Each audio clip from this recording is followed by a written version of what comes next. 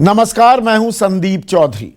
आज सबसे बड़ा सवाल में हम बात करेंगे मजदूरों की ही, और मैं शुरुआत कर रहा हूं कुछ तस्वीरों के साथ। जो पहली 4 तस्वीरें मैं आपको दिखा रहा हूं, ये राजधानी दिल्ली की तस्वीरें हैं, दिल्ली के रोहिणी इलाके की तस्वीरें। और यहां पर हजारों की तादाद में आपको श्रमिक दिखेंगे। वो किस लिए खड़े हैं? 2 दिन से यहां पर खड़े हैं। क्यों खड़े हैं? क्योंकि वो रजिस्ट्रेशन करा रहे हैं, वो अपने घर वापस जाना चाहते हैं। सोशल डिस्टेंसिंग तार तार हो रही है। मजदूर कह रहे हैं कोई मैसेज ही नहीं मिला, पर जानकारी मिली तो हम रजिस्ट्रेशन के लिए जा रहे हैं। ये मैं एक तस्वीर राजधानी दिल्ली की, देश के दिल की मैं तस्वीरें दिखा रहा हूं। यही देश भर में हो रहा है। आपको दक्षिण भारत लिए चलता हूं, बेंगलुरु की आपको तस्वीरें दिखाता हूं, जहां पर फिर वही हजारों की तादाद में मजदूर फंसे हुए हैं, अपने घर जाना चाहते हैं। और देखिए कितनी लंबी कतारें लगी हुई हैं। घर जाने की दरकार है, लेकिन रास्ता नहीं मिल रहा है, और फिर सोशल डिस्टेंसिंग तार तार हो रही है। और जिन्हें रास्ता भी मिल रहा है, बदइंतजामी का आलम क्या है, वो कितने परेशान हैं। इसकी एक तस्वीर आपको मुगल सराय, अब दीनदयाल उपाध्याय नगर हो गया है, तो मुगल सराय की ये तस्वीरें दिखा रहा हूं। ट्रेन में लोग गए, पानी पूनी का इंतजाम नहीं था, बाहर पानी की ये बोतलें, तो यहां पर लूट मच गई बोतलों के लिए। ये दीनदयाल उपाध्याय रेलवे स्टेशन, जिसे मुगल सराय के नाम से भी जाना जाता है। तो एक तो तस्वीर ये है। अब आपको दूसरी तस्वीर दिखाता हूं, और ये तस्वीर है राजनीति की तस्वीर। मजदूरों के मुद्दे पर राजनीति कैसे हो रही है। ये आज शनिवार का दिन कांग्रेस पार्टी ने 16 मिनट की एक डॉक्यूमेंट्री रिलीज की। डॉक्यूमेंट्री किस बारे में? राहुल गांधी कैसे मजदूरों से, मैं प्रवासी मजदूर शब्द इस्तेमाल नहीं करूंगा, हम सब प्रवासी हैं। मेरे जितने मेहमान भी अभी जुड़ेंगे, मैं भी कोई दिल्ली वासी नहीं हूं। प्रधानमंत्री मोदी भी प्रवासी हैं, अमित शाह देश के गृह मंत्री भी प्रवासी हैं, वो दिल्ली के तो है नहीं। तो मैं ये प्रवासी मजदूर नहीं, मैं सीधा साधा मजदूर शब्द इस्तेमाल करूंगा, उस पे भी मुझे आपत्ति है दरअसल। वापस यूपी जाने का तो इनसे मिलने की ये डॉक्यूमेंट्री रिलीज की। ये 1 हफ्ते पहले मिले थे अंबाला से। दरअसल कुछ मजदूर हरियाणा के अंबाला से उत्तर प्रदेश के झांसी जा रहे थे, जहां उनका घर है। तो दिल्ली के सुखदेव विहार में 20 मजदूरों से राहुल गांधी मिले। अब उसकी 16 मिनट की डॉक्यूमेंट्री जारी कर दी है, यह दिखाने के लिए कि मजदूरों को लेकर राहुल गांधी के दिल में कितना दर्द है। लेकिन बीजेपी कह रही है ये ढकोसला है, ये नौटंकी है, ये खालिस राजनीति कर रहे हैं श्रमिकों के मुद्दे पर राहुल गांधी। तो अब राजनीति कैसे हावी हो रही है मजदूरों के दर्द पर, बयान सुनिए। 22 तारीख को भारत बंद है, तो कोई बात नहीं। एक परिवार जो झांसी जा रहा था पैदल, उससे वो मिले और उनकी दुख व्यथा सुनी, ताकि उन्हें अंदाजा लगे कि ये जो मजदूर जा रहे हैं इनकी क्या समस्या है। और यही उन्होंने अपने यूट्यूब पे चैनल पर डाल के, राहुल गांधी जी या कांग्रेस पार्टी प्रॉब्लम के सॉल्यूशन के बजाय पॉलिटिकल पोल्यूशन में ज्यादा लगे हुए हैं। इनको पॉलिटिकल पोल्यूशन फैलाना बंद करना चाहिए और प्रॉब्लम के सॉल्यूशन का हिस्सेदार भागीदार बनना चाहिए। ऐसे में आज का सबसे बड़ा सवाल, राहुल की मजदूरों पर फिल्म, ये डॉक्यूमेंट्री फिल्म, सहानुभूति या राजनीति? और क्या देश का राजनीतिक मुद्दा बनेंगे मजदूर? चर्चा में मेरे साथ बीजेपी के राष्ट्रीय प्रवक्ता, अर्थव्यवस्था को भली भांति जानते हैं, समझते हैं, नरेंद्र तनेजा। मेरे साथ कांग्रेस के राष्ट्रीय प्रवक्ता राजीव त्यागी। जेडीयू अहम घटक है मोदी सरकार की, उनके मुख्य प्रवक्ता राजीव रंजन मेरे साथ हैं। स्वराज इंडिया के संस्थापक योगेंद्र यादव भी इस चर्चा में जुड़ चुके हैं। इसके अलावा समाजवादी पार्टी के अनुराग भदौरिया भी हमारे साथ जुड़ेंगे। लेकिन नरेंद्र तनेजा, मेरा सवाल ये, अगर कोई मजदूरों से मिल रहा है, वो पॉलिटिकल पोल्यूशन, राजनीतिक प्रदूषण कैसे हो जाता है? नहीं, देखिए संदीप जी, प्रश्न इस बात का है, चाहे हम जो आपने रोहिणी के दृश्य दिखाए, मैं दिल्ली में इस समय वसंत कुंज में हूं, मैं कुछ देर पहले मैं खुद देख करके आया हूं। तो जो वो सारी जो तस्वीरें दिख रही हैं, दिल्ली से भी दिख रही हैं, दिल्ली की सरकार क्या कर रही है, वो बहुत सारे सवाल उठते हैं। और राज्य सरकारों के बारे में भी आप कह सकते हैं, जब हमारी सरकार है उसके बारे में भी हमारे प्रतिद्वंदी सवाल उठा है। हकीकत यह है कि जब ये तस्वीरें हम देख रहे हैं और हमारे जो बहन भाई हैं, आप मजदूर कहें, कोई माइग्रेंट वर्कर बोलता है, मैं खुद माइग्रेंट वर्कर ही हूं दिल्ली में, है ना, लेकिन तकलीफ हो रही है।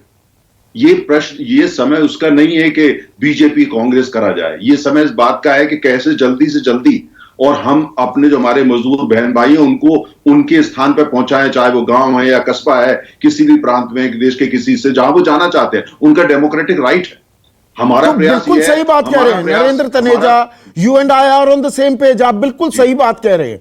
तो फिर मुख्तार अब्बास नकवी केंद्रीय मंत्री हैं, वो कहते हैं राजनीतिक पोल्यूशन। और ये देखिए, ये कोई डॉक्यूमेंट्री नई चीज नहीं है, वो मैं कांग्रेस से अभी सवाल पूछूंगा। पिछले हफ्ते भी ये तस्वीरें दिखी थी, ये पिछले हफ्ते की ही तस्वीरें हैं।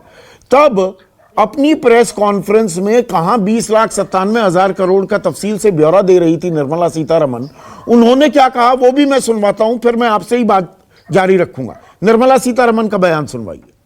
काम जब वो दुख के साथ पैदल जा रहे हैं, उनके टाइम बर्बाद करते हुए उनके पास बैठ करके बात करना, बातचीत करना, उससे बेहतर होगा उनके साथ पैदल जा करके उनके बच्चे को, उनके सूटकेस को साथ कैरी करके बात करते चलते। मतलब मजदूरों का दुख दर्द कोई साझा करेगा तो वक्त बर्बाद किया जा रहा है। अरे मजदूरों के साथ चलते, उनका सूटकेस उठा लेते। हमें उन्हें घर पहुंचाना है ना, घर पहुंचा दे, हम राजनीति क्यों हावी कर रहे हैं? मेरा बेसिक सवाल है, मैं बिल्कुल एपॉलिटिकल, दरअसल राजनीतिक मुद्दा है नरेंद्र तनेजा, पर मैं इसे एपॉलिटिकल रखना चाहूंगा। बिल्कुल आप सही कर रहे हैं। देखिए प्रश्न इस बात, ये जो सारी समस्या है इसका हल नीतियों से निकलेगा। प्रश्न ये है कि अब इस समय जो आप फिल्म रिलीज कर रहे हैं, आप उसका प्रचार करना चाहते हैं, आप उसका करिए ना कि राजस्थान के अंदर या जहां भी आपकी सरकार है ना, चाहे पंजाब, जहां भी आपकी किसी भी पार्टी की हो, आप ये बताइए आपने क्या करा। दिल्ली के अंदर वसंत कुंज में 2000 लोग अगर पुलिस स्टेशन के सामने खड़े हुए हैं और पानी पीने के लिए नहीं है, तो दिल्ली सरकार उनके लिए क्या कर रही है, या मैं क्या कर रहा हूं, या आप क्या कर रहे हैं? सिविल सोसाइटी कहां गई जो कैंडल लेके निकलती थी, कहां है वो, है ना? नहीं, सिविल सोसाइटी कहां गई? नहीं, मेरा सवाल देखिए नरेंद्र तनेजा, एक लाइन, हाँ पूरी बात कीजिए। मैं एक लाइन बोल दूं। मेरा ये कहना है कि ये समय इस बात का नहीं है कि किस सरकार ने क्या करा, किसने वीडियो रिलीज किया, ये समय इस बात का है कि हमारे बहन भाई 45 डिग्री सेल्सियस टेम्परेचर है इस गर्मी में, वो हमारे लोग हैं, वही लोग हैं जिन्होंने ये शहर बनाए, ये सारे 5 स्टार हॉस्पिटल, ये 5 स्टार होटल और ये बगैर गगनचुंबी इमारतें जिन्होंने बनाई, वही चले गए शहर छोड़ के। हाँ। क्या शहर उनका नहीं है? शहर मेरा और आपका ही है खाली। हमारी जिम्मेदारी है किसी भी पॉलिटिकल पार्टी। तो फिर राहुल गांधी मिलते हैं इन लोगों से, अरे प्रधानमंत्री भी मिले, निर्मला सीतारमन भी उनके साथ जाके उनका दर्द साझा करें, ये कर लीजिए। इसमें राजनीति खोजना कितना वाजिब है? नीतियां, मेरा ये कहना है, मेरा वो सरकारों का काम होता है, पॉलिटिशियंस काम है, आप ऐसी नीतियां बनाएं। ठीक है, आप फोटो ऐप करना चाहते हैं, फोटो ऐप करिए, लेकिन वो सबसे महत्वपूर्ण ये है कि जहां जहां आप सत्ता में हैं, ऐसी नीतियां बनाएं जिससे हमारे बहन भाइयों की समस्या हल हो। समस्या हल होनी चाहिए, चाहे बीजेपी हो, चाहे कांग्रेस हो, चाहे जनता दल हो, सीपीएम हो, इस पे जोर होना चाहिए। बहुत अच्छी तरह से आज चर्चा जा रही है। राजनीतिक सवाल पर भी हम राजनीति ना करें, इससे बेहतर कुछ नहीं हो सकता। पर राहुल गांधी राजनीति कर रहे हैं क्या? राजीव त्यागी, सवाल तो उठेगा ना। आज शनिवार, पिछले शनिवार की ये तस्वीरें, पिछले शनिवार भी आपने तस्वीरें जारी की थी कि राहुल गांधी सुखदेव विहार में मजदूरों से बैठकर बातचीत कर रहे हैं। आज आप 16 मिनट की डॉक्यूमेंट्री जारी कर देते हैं। अरे राजस्थान में सरकार है, महाराष्ट्र में है, पंजाब में है, झारखंड में है, छत्तीसगढ़ में है, वहां पर लोगों को पहुंचाइए ना। ये डॉक्यूमेंट्री क्यों खेल रहे हैं? बहुत अच्छा सवाल आपने किया संदीप जी। मैं 2-3 चीजें इस पूरे सेगमेंट में कहना चाहता हूं। मेरे साथी ने कहा कि विपक्ष राजनीति कर रहा है। जब भी सरकार पे कोई सवाल उठाया जाता है तो सत्ता पक्ष का एक ही डायलॉग होता है कि राजनीति नहीं होनी चाहिए। हम बिल्कुल राजनीति नहीं करना चाहते, और राजनीति इतना नकारात्मक या कोई पाप वाला शब्द नहीं है। राजनीति का अर्थ होता है लोगों की सेवा करना, जहां तक मैं समझता हूं, जहां तक मैंने पढ़ा लिखा है उसके हिसाब से। क्या लोगों की आंखों से आंसू पोंछना या उनके दुख दर्द में शामिल होना या उसके दुख दर्द को बांटना राजनीति है? तो इस राजनीति को हम बार बार करेंगे। मिडिल क्लास की ये बात उठाना कि उनकी सैलरी नहीं, राजीव त्यागी घर पहुंचाने में मदद कीजिए ना, ये फिल्में जारी मत कीजिए ना, ये मत दिखाइए कि मजदूरों के दिल में कितना दर्द है राहुल गांधी के मन में। उनको रेस नहीं मिल रही है। अगर इसका सवाल उठाना राजनीति तो राजनीति बात मैंने आपने बार बार सवाल किया संदीप जी कि हमने वीडियो जारी क्यों की। हाँ। ये सवाल निश्चित रूप से ट्वीट कर दीजिए, इवांका ट्रंप को भी कर दीजिए। ट्रंप जो ट्रंप साहब की बेटी है, जो अमेरिका के राष्ट्रपति है, जिन्होंने बेटी की, जो देश की बेटी है, जो 1200 किलोमीटर अपने पिता को 15 साल की बेटी गुड़गांव से लेकर चली गई बिहार अपने पिता को। बारे में ट्वीट किया है। ये तस्वीरें पूरा देश देख रहा है, पूरा विश्व देख रहा है कि मजदूर किस तरह से, मजदूर हमारे देश से किस तरह से पीड़ा को। नहीं, मेरा सवाल ये है, नहीं राजीव त्यागी, एक मिनट, राजीव त्यागी, धारा प्रवाह नहीं, राजीव त्यागी, एक मिनट। 13 शहरों में रहते हैं, क्या सरकार को राजीव त्यागी आपको आवाज नहीं आ रही क्या? कि सरकार को क्या प्रावधान नहीं देना चाहिए था उनके घर पहुंचाने का?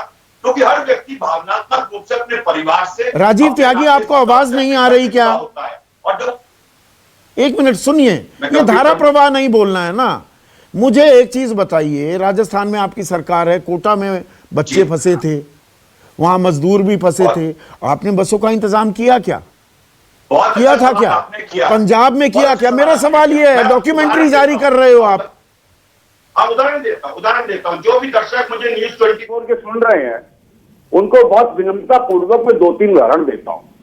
पहला उदाहरण देता हूं मैं पंजाब सरकार का, जिसने अपने तरफ से 35 करोड़ रुपए की व्यवस्था मजदूरों के लिए की और ये कहा कि रेलवे को भुगतान करने का काम पंजाब से जो भी ट्रेन चलेगी वो पंजाब सरकार करेगी। दूसरा उदाहरण देता हूं मैं महाराष्ट्र का, कि जहां मध्य प्रदेश महाराष्ट्र के मुख्यमंत्री ने बाकायदा ये कहा कि जितना भी मजदूरों के ट्रांसपोर्टेशन होगा उसको निश्चित रूप से सीएम फंड से दिया जाएगा। तीसरा उदाहरण देता हूं मैं राजस्थान का, जहां पे राजस्थान में पूरे प्रदेश पे जहां मजदूर थे उनको बाकायदा राजस्थान ट्रांसपोर्ट की बस लगा करके उन्होंने स्टेट के बॉर्डर पे छोड़ा गया। विशेष रूप से उत्तर प्रदेश का जिक्र करना चाहूंगा, जिसमें आगरा के बॉर्डर पे बाकायदा मजदूरों को लाके राजस्थान के बाद छोड़ा गया। राजीव त्यागी, कहाँ कितने के बिल दिए गए? 36 लाख का बिल खड़ा किया गया।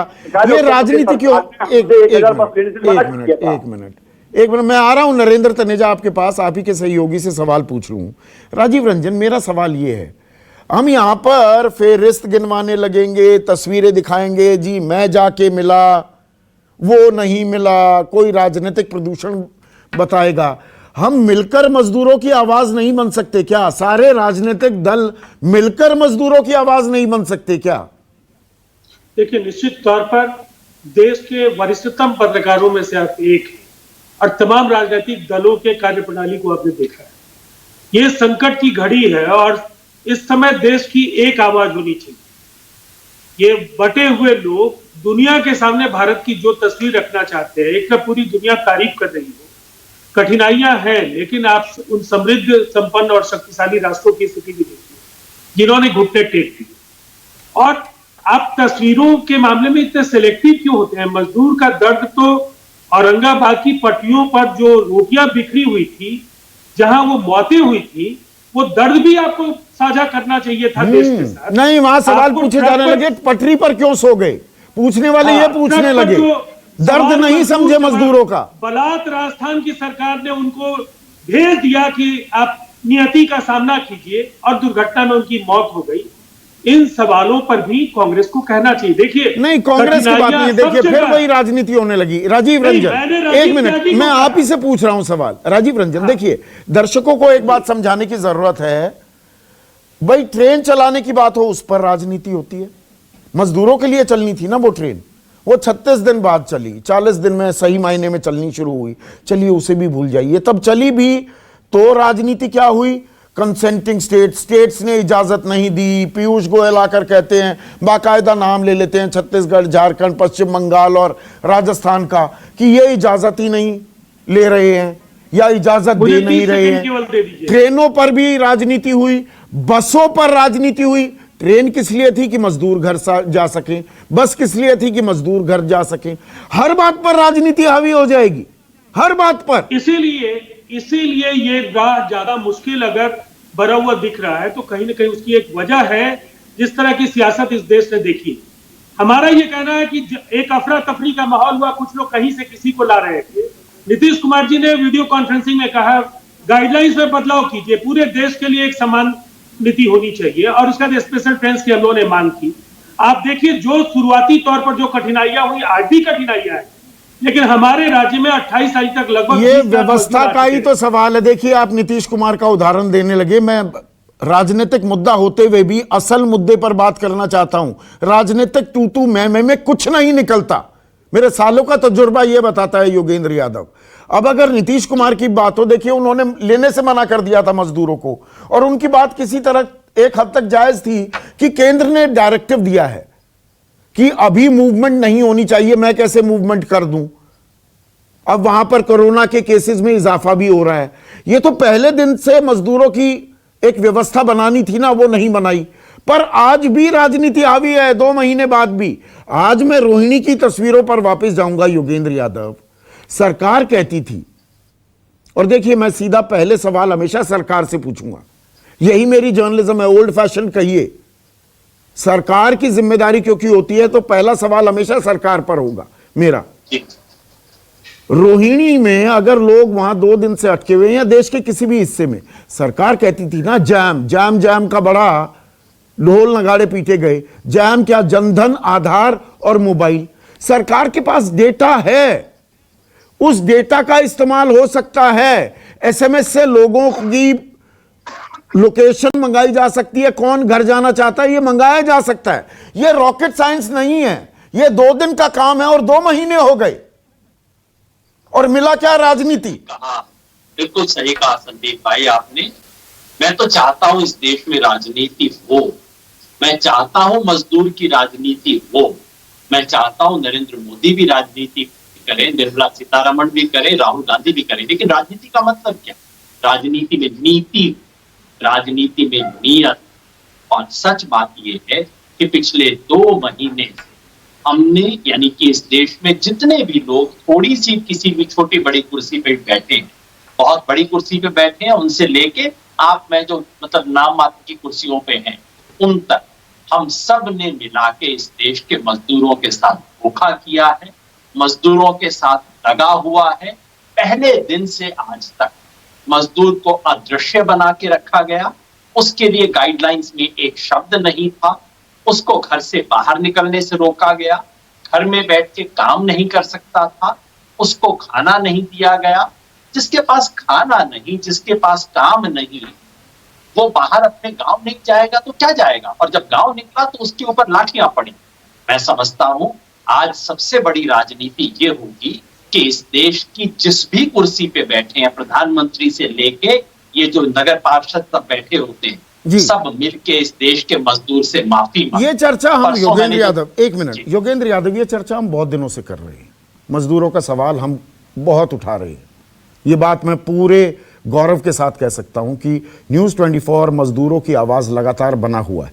पर आप राजनीतिक विश्लेषक भी रहे हैं, मुझे ये बताइए, देखिए एक सिंपल पॉलिटिक्स जो है ना, बेसिक राजनीति, कोई भी दल मजदूरों को अपना दुश्मन नहीं बनाना चाहेगा या मजदूरों की अनदेखी करता नहीं देखा जाएगा। पर मजदूरों पर राजनीति इतनी हावी क्यों हो रही है? ये सब मिलकर मजदूरों की आवाज क्यों नहीं बन रहे हैं राजनीतिक दल? मैं एक राजनीतिक विश्लेषक से अब सवाल पूछ रहा हूं। शब्द इस्तेमाल किया आपने, कहा कि मजदूरों की अनदेखी करता हुआ देखा नहीं जाएगा, बस यही खेल। मजदूरों के लिए मेरे ख्याल में प्रधानमंत्री जी को भी नोटबंदी के बाद से और बाकी पार्टियों को भी कमोबेश ये है कि मजदूर के लिए बिना कुछ किए अच्छे डायलॉग दे दो और बस डायलॉग से मजदूर का पेट भरा जा सकता है। मौके पे उसका काम करने की कोई जरूरत नहीं है। चुनाव से बीच बीच में आके फोटो खिंचवाओ, प्रधानमंत्री पांव धोते हुए, सफाई कर्मचारियों का पांव धोते हुए फोटो खिंचवा लेते हैं, फोटो खिंचवा लो, कुछ उनके आखिर राहुल गांधी पेवमेंट पर बैठ जाते हैं, अंत में हिंदू मुसलमान करवा लो, बस इतने से काम चल जाएगा। ठीक है अनुराग भदौरिया, तो मतलब लिप सर्विस पे कर रही है ना तमाम राजनीतिक दल। मैं तमाम राजनीतिक दल शब्द इस्तेमाल कर रहा हूं, जबानी जमा खर्च है, क्योंकि वोट बैंक है तो भैया फोटो ऑप्स दिखा दो मजदूरों को, बाकी कुछ करने की जरूरत नहीं। कड़वी हकीकत यह है अनुराग भदौरिया।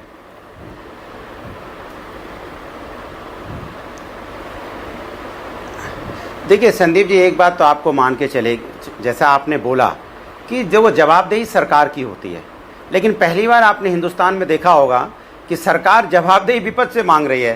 केंद्र में भी इनकी सरकार है, राज्यों में भी इनकी सरकार है। नहीं, बहुत से राज्यों में विपक्ष की भी सरकार है। अगर आपको भाषण याद हो मोदी जी के, तो कहते थे ये पूरा देश मेरा है, देश का नहीं है, मैं बोल रहा हूं ना, आप भाषण तो सुनिए, ये पूरा देश मेरा है, यही तो मोदी जी बोलते थे। देश के एक एक व्यक्ति की जिम्मेदारी मेरी है, और जिसके पैर में हवाई चप्पल है वो हवाई जहाज में क्यों नहीं बैठेगा, यही तो था। जिसके भाई यही तो करते थे। आज जब हवाई चप्पल वाला 45 डिग्री टेम्परेचर पे रोड पे चल रहा है, आप उसका ध्यान नहीं दे रहे हो, पूछ रहे हो, भूखा प्यासा मर जा रहा है, लेकिन उसके बारे में चर्चा नहीं कर रहे हैं। आप मुद्दे को इधर से उधर भटकाने की कोशिश कर रहे हैं कि इसने ये नहीं किया, उसने नहीं किया। अरे मैं कहता हूं, उत्तर प्रदेश के अंदर हम समाजवादियों ने बोला है, अगर किसी भी व्यक्ति की उत्तर प्रदेश की सीमा के अंदर में अगर किसी वजह से मृत्यु होगी किसी गरीब मजदूर की, तो समाजवादी लोग 1 लाख रुपए की उसके परिवार ये मैंने आपके सहयोगी पहले भी आए थे। मैं 1 मिनट रोक रहा हूं अनुराग भदौरिया। अरे भाई बस करो, मैं हाथ जोड़ता हूं, ये लाख लाख रुपए के वादे, बड़े बड़े वादे मत किया करो। हम टैक्स पे करते हैं, ये देशवासी किसी के चंदे के मोहताज नहीं है। जो ये लाख रुपए की राजनीति, अब इसको बस करो। पैसा हम देते हैं, सरकार के खजाने में जितना पैसा हमारे टैक्सेस का है, और तुर्रा ये आप लाख रुपए दे देंगे। अरे मत दो। अरे सर नहीं, तो एक्चुअल सरकार हमारी नहीं है संदीप जी, सरकार भारतीय जनता पार्टी की है। वो सरकारी खजाने से खर्च करेगी, हम लोग तो अपनी जेब से खर्च कर रहे हैं। हम जनता की जेब, जनता के साथ खड़े हैं। हम कोई सरकार में नहीं है कि हम ट्रेन चला देंगे, हम सरकार में नहीं है कि सरकारी बसें दे देंगे। जो हम मदद कर सकते हो हम फिजिकली खड़े होकर कर रहे हैं। आपने देखा होगा हमारी सांसद भी डिंपल यादव भी खड़े होकर, ये लाख लाख रुपए का ढिंढोरा मत कीजिए। इनका कोई नेता बड़ा बता दीजिए, या कोई ऐसी इन्होंने बात की हो तो बता दें। नहीं, मैं इसलिए बताता हूं कि हम प्रोत्साहित कर रहे हैं। 15 साल की बच्चे का साइकिल चला के यहां से बिहार तक जाएगी, और जेडीयू के बोलेंगे, जो आपके प्रवक्ता यहां बैठे हैं, मुझसे कह रहे थे कि सर में दर्द हो रहा है। अरे भैया, गरीब मजदूर की वजह से बिहार की थी आपकी मदद, हम करेंगे उत्तर प्रदेश के लोग। इसलिए इनको बताना जरूरी, आईना दिखाना जरूरी। ढिंढोरा नहीं पीट रहा हूं कि भारतीय जनता पार्टी को आईना दिखाना पड़ता है कि जिम्मेदारी आपकी है, आप जिम्मेदारी से भागते हो। क्वारंटाइन सेंटर में सांप घूमते हैं, पीपी किट आप डॉक्टरों को दे नहीं पा रहे हो, आपके मजदूर भूखा प्यासा भटक रहा है, आपको चिल्लाहट नहीं। अनुराग भदौरिया, राजीव जी, नरेंद्र तनेजा स्क्रीन पर। नरेंद्र तनेजा, देखिए समस्या ये है, राजनीति होने लगती है और यहां पर आई बॉल्स बटोरनी है। टीआरपी का भी जो खेल है ना, मैं यह भी लड़ाई करवा सकता था। अनुराग भदौरिया और राजीव रंजन तू मैं होगी, लोगों को पता नहीं इसमें मजा आता है। असल मुद्दे को हम कहीं ना कहीं डिफ्लेक्ट कर देते हैं या उस पर गंभीरता से चर्चा नहीं करते हैं। लेबर एक समस्या है ना, 2 महीने बाद भी अगर वो घर नहीं जा रहा, अब वो घर जाएगा, अब हम इकोनॉमी का पहिया खोल रहे हैं। हम अभी राजनीति में घुसे हुए हैं, हम समझ नहीं रहे कि कौन सा विशेष सर्कल में हम फंसे जा रहे हैं मजदूरों के चलते। नहीं, संदीप जी, हमको तो मैंने राजीव रंजन जी कहा, भदौरिया जी को भी सुना, सब तो थोड़ा अफसोस होता है। आप आकर के राजनीति, स्वस्थ राजनीति करिए, कौन रोकता है? राजीव त्यागी, राजनीति का मतलब जब हम राजनीति शब्द का प्रयोग किया है, इसलिए कि राजनीति का गलत तरीके से उसका उपयोग हो रहा है। हमें राजनीति, आज समय जब देश जो है, पूरा देश एक महामारी से महायुद्ध लड़ रहा है, पूरा देश साथ में उसके, हमने देखा हमारे अपने बहन भाई, आम लेबर बोले, मजदूर बोले, माइग्रेंट वर्कर बोले, मुझे उससे आपत्ति, भारतीय हमारे लोग हैं, वही लोग हैं जिन्होंने ये शहर बनाए जिसमें आज आप बैठ के घूम रहे हैं, है ना। वो लोग तकलीफ में हैं।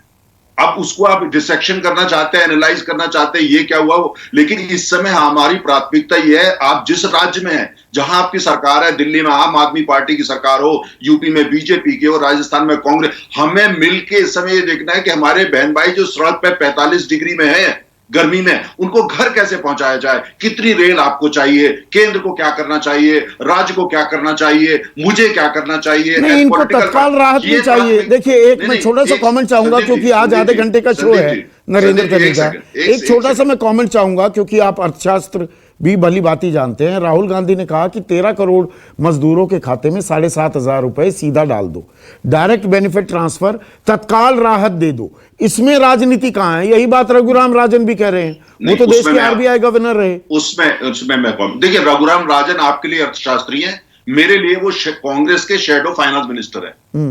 कांग्रेस, उनको उम्मीद है आपने भी आरबीआई गवर्नर बनाए रखा है उन्हें। नहीं, वो ठीक है, वो अच्छे अर्थशास्त्री हैं। हाँ। जरूरी नहीं कि आप उनकी बात से सहमत हो, खुद से सहमत होते हैं, लेकिन वो आज पॉलिटिशियन है, वो कांग्रेस के शैडो फाइनेंस मिनिस्टर है। हम उसको उसी तो नजरिए उनका से ये देखते हैं। प्रस्ताव अच्छा, नहीं बेमानी है। नहीं, देखिए, राहुल गांधी इलेक्शन से पहले न्याय लेकर के जनता के सामने गए थे कि हम इतने 1000 करोड़ रुपए डायरेक्ट बेनिफिट ट्रांसफर लेकर के आपकी जेब में डालेंगे। जनता ने उनको रिजेक्ट कर दिया। जनता ने उनका जो न्याय तो का concept जनता था, ने उसे रिजेक्ट उसको कर दिया। reject वक्त किया। की कमी है। भारतीय राजीव जनता त्यागी, पार्टी- आप लगातार ये बात कह रहे हैं 65,000 करोड़ चाहिए, हालांकि 13 करोड़ में 7,500 रुपए खाते में डालोगे तो 13 सतह 91 होता है, मतलब ये 96,000 करोड़ का आंकड़ा हो जाएगा। पर इस पर तो आप चुनाव भी लड़े कि डायरेक्ट बेनिफिट ट्रांसफर होना चाहिए, लेकिन लोगों ने नकार दिया। ये बात कह रहे हैं नरेंद्र तनेजा। देखिए, नरेंद्र तनेजा जी जो बात कह रहे हैं वो देखिए, लोग नकारते भी है, स्वीकारते भी है, ये एक विषय है। हमारा कार्य था कि हम लोगों को बेहतर पॉलिसी देते, और हमने बेहतर पॉलिसी दी। छत्तीसगढ़ सरकार ने न्याय योजना को अभी लागू किया है, राजीव गांधी जी के नेतृत्व के दिवस में 21 मई को लागू किया है। अब 2-3 बात यहाँ कहना चाहता हूँ। मेरे जो तनेजा जी हैं वो शायद भूल रहे हैं कि वो सत्ता पक्ष के प्रवक्ता हैं। 45 डिग्री में मजदूर खड़े किस वजह से हुए, इस पर उत्तर देना चाहिए था कि 2 महीने पहले आपने ट्रेन से ले जाने की व्यवस्था क्यों नहीं की। दूसरे से बहुत वो है, 20 सेकंड में लॉकडाउन करने से पहले क्या लॉकडाउन के दौरान कहीं कोई आने जाने की छूट थी? पहले लॉकडाउन में तो कोई छूट नहीं थी। उसके बाद राज्य सरकार ने ढील देनी शुरू की।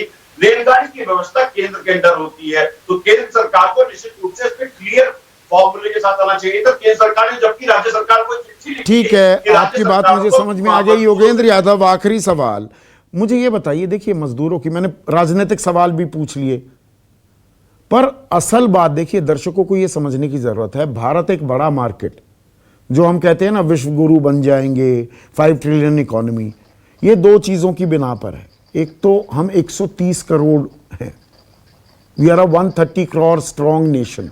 दूसरा, ये मजदूर जो सड़कों पर खड़े हैं ना, चीप लेबर, सस्ते श्रमिक इस देश की मजबूती है। तो इनका हाल क्या किया है? डिमांड तो बढ़ नहीं रही, 130 करोड़ की जेब में पैसे नहीं, और जो ये मजदूर चीप लेबर जो आपके आर्थिक पहिए को घुमाता था, वो 45 डिग्री में धूप में खड़ा है। तो हमारी अर्थव्यवस्था का क्या होगा? हम समझ नहीं रहे राजनीति में। तो अर्थव्यवस्था डूब जाएगी। आप ये सोचिए संदीप भाई, दुनिया भर से कोरोना वायरस की खबर आ रही है, लेकिन क्या इस तरह की तस्वीर, लोग अपनी गठरी उठाए हुए गांव जाते हुए, ये तस्वीर आपको अफ्रीका से भी दिख रही है? मुझे दुनिया के किसी देश से तस्वीर दिखाई नहीं देती। केवल भारत, जो कि 5 ट्रिलियन करोड़ की इकोनॉमी बनाने का सोच रहा है, वहां दिखाई देती है। इसलिए मैं समझता हूं, बाकी बातें छोड़ के केवल 4 साधारण चीजें अगर हम कर सकते। नंबर 1, अगले 10 दिन में हर मजदूर को गांव तक पहुंचाने की जिम्मेवारी केंद्र और राज्य सरकारें मिलकर लें। ट्रेन और इंटरस्टेट बस चलाए केंद्र, और उसके बाद घर पहुंचाने की जिम्मेवारी ले राज्य। नंबर 2, उनको पहुंचने के बाद खाना देने की जिम्मेवारी 6 महीने तक, खाना राशन जिसके पास कार्ड हो ना हो सबको दिया जाए 6 महीने। नंबर 3, कोरोना का किसी को अगर होता है इन्फेक्शन, उसकी पूरी जिम्मेवारी ये देश ले, ये उसकी व्यक्तिगत बीमारी नहीं है, ये देश की जिम्मेवारी। और नंबर 4, और कुछ आप करें ना करें, मजदूर को थोड़ा सा वापस पहुंचने के बाद कोई रोजगार उसके गांव में या शहर में देने के लिए न्यूनतम जो शब्द है, जिसमें साल में 100 दिन 200 दिन का जो रोजगार, उसकी व्यवस्था करें। वो नहीं करेंगे तो मजदूर तो डूबेगा ही, साथ में पूरा देश डूब जाएगा। बड़ी प्रैक्टिकल, पहली नजर में बड़ी प्रैक्टिकल, बड़ी कॉमन सेंसिकल सजेशंस लग रही हैं। तो राजीव रंजन, हम एक टाइमलाइन क्यों ना बांध दें कि 10 दिन में, भाई इस देश में रेल के जरिए हर रोज 2 करोड़ मुसाफिर सफर करते थे ना कोरोना से पहले। 1-1.5 करोड़ मजदूर ही है ना जो घर वापस जाना चाहते हैं। अभी हम 15-17 लाख तक ही पहुंच पाए हैं 2 महीने में। हम एक समय सीमा क्यों ना बांध ले कि 10 दिन में सब मजदूरों को घर पहुंचाएंगे, उनको राशन की व्यवस्था कर देंगे, उनके खाते में पैसे डाल देंगे। ये रॉकेट साइंस है क्या? देखिए, सबसे पहले तो योगेंद्र यादव जी ने निश्चित तौर पर जो सुझाव दिए वो हर राज्य सरकारों को कंसीडर करना चाहिए।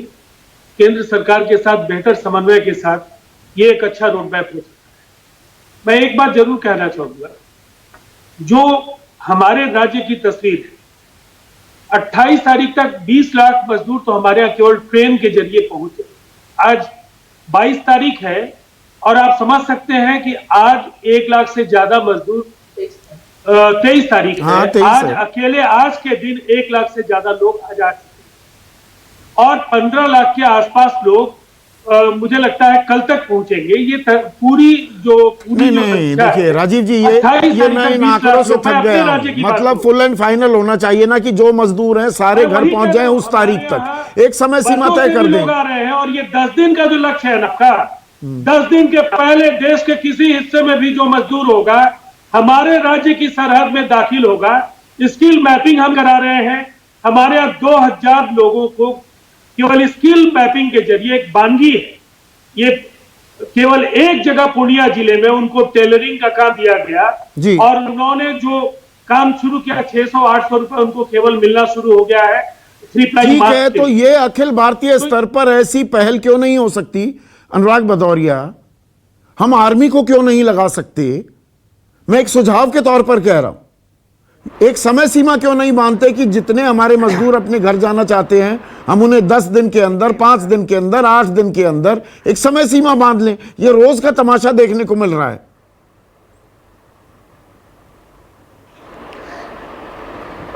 अच्छा, बिल्कुल सही कह रहे हैं, मुझे भी नहीं अभी तक समझ में आया। मैंने बहुत सोचने के बाद भी, जिस देश के अंदर में 19,000 ट्रेनें खड़ी हों और हम रोज यही बात कर रहे हैं कि आज वो स्टेट ने परमिशन नहीं दी तो आज वो केंद्र ने नहीं दी, ये क्या बात है भाई? 19,000 ट्रेनें हैं, अगर आपकी इच्छा शक्ति है मजदूर को पैदल ना चल पाए उनको घर पहुंचाने की, तो आप सिर्फ 2 दिन ट्रेनें चला देते, 2 दिन, ज्यादा की जरूरत नहीं है। जो हम लोग 10 दिनों से ये सब ये बवाल जो रोज डिस्कस आप भी पैनल पे बैठा के करते हैं, मजदूर पैदल चल रहा है, 2 दिन ट्रेनें चलती, मजदूर सारे अपने घर पहुंच जाते।